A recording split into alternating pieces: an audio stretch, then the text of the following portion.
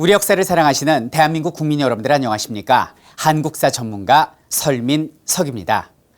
올해는 광복 70주년이 되는 해인데요. 우리 독립군들의 이야기를 담은 영화가 만들어지게 되었습니다. 바로 암살인데요. 여기는 암살이라는 영화를 통해서 당시 일제강점기와 독립의 역사를 살펴보는 시간을 가져보도록 하겠습니다. 자, 일제강점기는 총 35년인데요. 1910년대, 20년대, 40년대 이렇게 세 단계로 나눠지게 됩니다. 자, 초반 1910년대는 무력으로 처단하는 시대다 그래서 무단 통치 시대라고 부르는데요. 군인 경찰 즉 헌병 경찰이 칼을 차고 우리 백성들을 마치 노예처럼 억압했던 시대입니다. 자, 그러나 상황이 달라지게 됩니다. 바로 1919년 일본 집권 10년 차 3.1 만세 시위가 벌어지게 되는데요.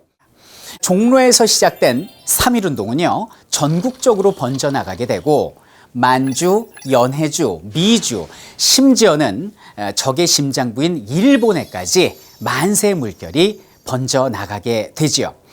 우리의 독립의지가 세계 만방에 알려지는 순간이었고 일본은 더 이상 강압적인 통치를 할 수 없게 됩니다.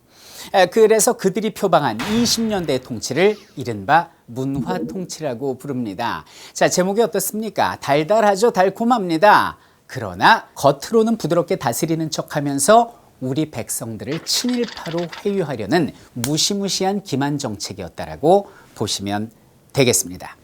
자, 그런데 3.1 운동에 자신감 가졌겠다. 표면적으로는 부드러워졌겠다. 그래서 국내에는 각종 경제적, 사회적 민족운동이 그리고 국외에서는 무장투쟁운동이 꽃피었던 것이 20년대가 되겠습니다. 그런데 그렇게 10년을 노력했건만 독립의 빛은 보이지 않습니다. 그래서 일제강점기 중에 가장 힘들었던 암흑의 시대가 바로 30년대가 아닌가라는 생각을 해봅니다. 많은 이들이 20년대 친일파가 됐죠. 그리고 일본의 군사력은 점점 더 강성해졌어. 중국을 침공하고 만주를 점령하는, 만주국을 수립하는 지경에 이르게 됩니다. 사람은요, 어떤 희망이 보일 때 노력을 하는 법인데 전혀 희망이 보이지 않는 시대가 30년대 초반이었어요.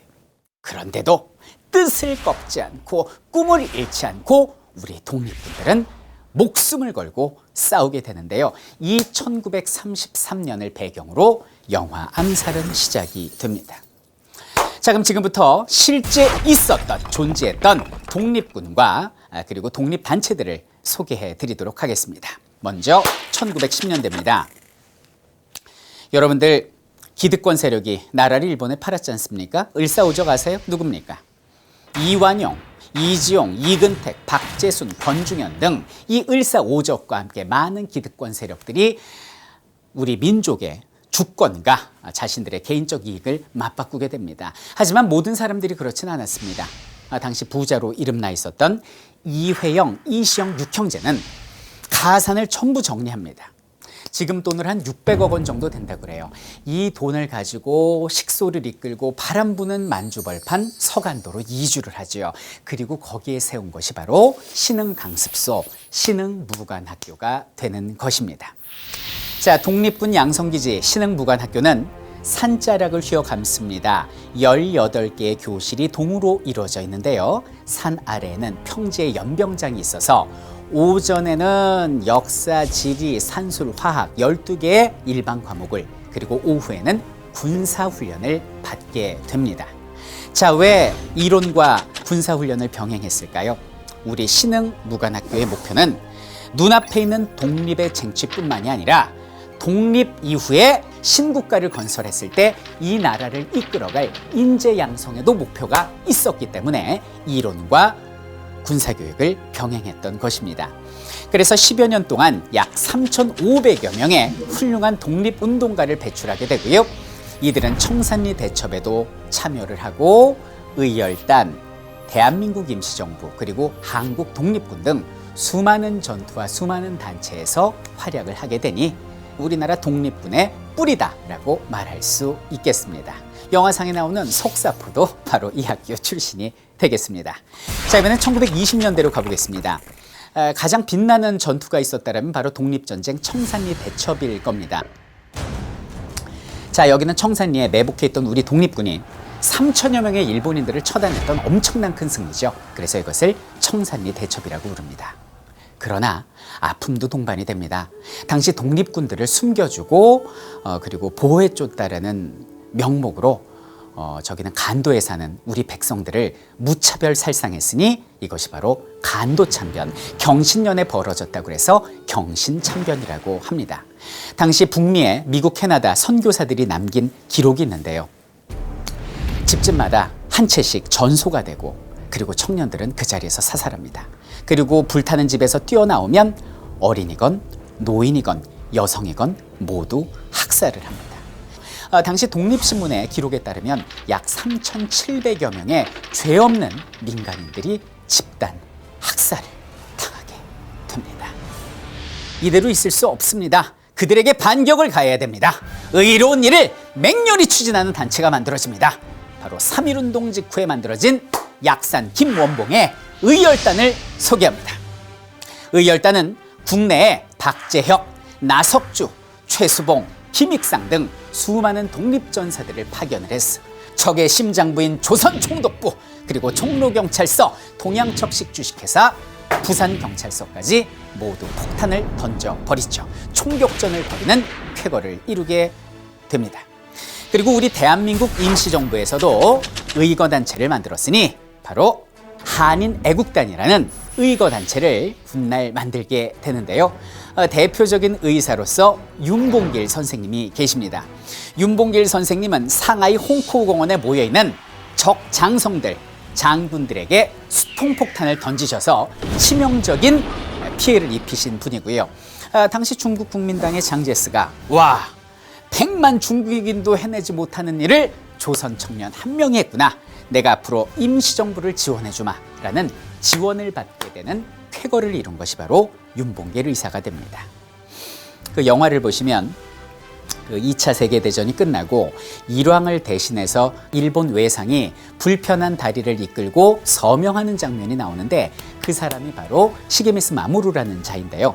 그가 다리가 불편해진 것이 바로 윤봉길 의사의 투탄 의거 때문이다 라고 알아두시면 되겠습니다. 누나 무조건 살아서 돌아와. 이따 새벽 때 전투나 잘해.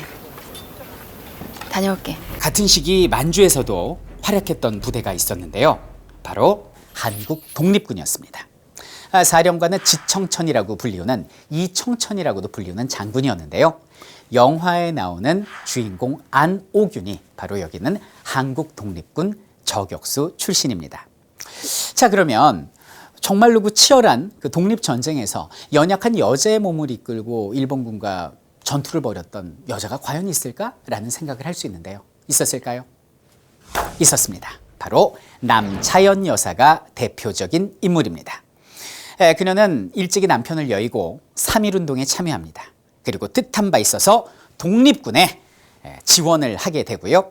1920년 김좌진 장군님과 함께 청산리 대첩에서 일본군과 치열한 전투를 벌이고요.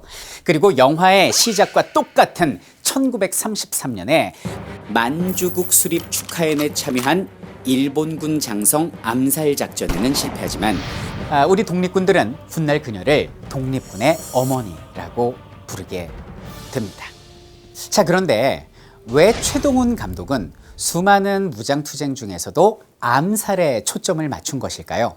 그것은 바로 모든 것이 열세였던 우리에게 개인이 은밀히 적진에 침투해서 적장을 처단하는 이 암살 작전이 가장 직접적이고 치명적인 작전이었기 때문에 효과를 낼 수 있었기 때문에 암살에 초점을 맞춘 것입니다. 하지만 자신의 목숨을 꺾어야 하는 굉장히 위험한 작전이었기 때문에 그 안에는 수많은 고뇌와 아픔이 있었을 것입니다.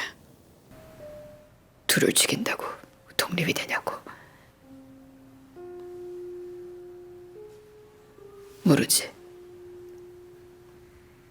그치만 알려줘야지. 우린 계속 싸우고 있다고. 자, 이런 많은 분들의 노력 덕분에 우리나라는 1945년 8월 15일 날 빛을 다시 보게 됩니다. 바로 광복인데요. 광복 다음 달에 우리의 의지와는 상관없이 강대국들의 이념의 잣대 아래 남북이 분단되게 됩니다. 사회주의 이념을 가지고 있었던 독립군들은 북한의 인민군으로, 그리고 자유주의의 이념을 가지고 있었던 독립군들은 남한의 국군으로 갈라지게 되고요. 광복 5년 뒤인 1950년 6월 25일 날 동족 상잔의 비극이 전개되게 됩니다. 그 포화 속에서 그들은 산화하게 됩니다. 그리고 독립군들은 우리의 기억 속에서 서서히, 아주 서서히 잊혀지게 되었지요. 여러분들, 광복 70주년 2015년입니다. 당시에 형용할 수 없는 고통을 받으셨던 일본군 위안부 할머니들이 아직 생존해 계시고, 많은 피해자분들이 아직도 제대로 된 보상과 사과를 받지 못한 상태입니다. 우리의 상처는 아직 아물지 않았는데 그 아픔은 우리의 기억 속에서 너무 쉽게 잊혀진 것이 아닌지 다시 한번 반성해 봅니다. 이번 암살이라는 영화를 통해서 당시에 조국 항복을 위해서 목숨을 바치신 많은 분들의 노고를 우리의 가슴 속에 새기는 그런 시간이 되어야 하겠습니다. 이상은 한국사 전문가 설민석이었습니다.